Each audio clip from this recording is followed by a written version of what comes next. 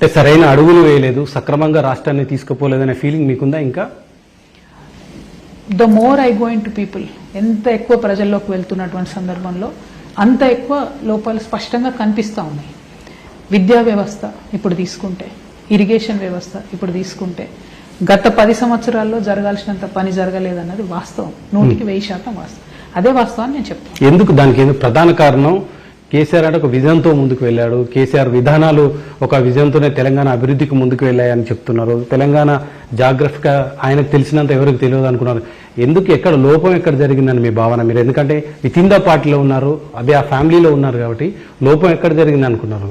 Implementation లో definite గా చాలా దగ్గరలో డిఫికల్టీస్ వచ్చాయండి. రెండోది, ఒక కోటరీ ఏర్పడి అసలు కింద జరుగుతున్నటువంటి విషయాలు పైకి తెలియకపోవడం, కరెక్షన్కి, కోర్స్ కరెక్షన్కి అవకాశం లేకపోవడం, కరప్షన్కి ఎక్కువ స్కోప్ రావడం, ఆ అంశాలన్నీ పై వరకు చేరకపోవడం, ఇట్లా రకరకాల కారణాలు ఉన్నాయి.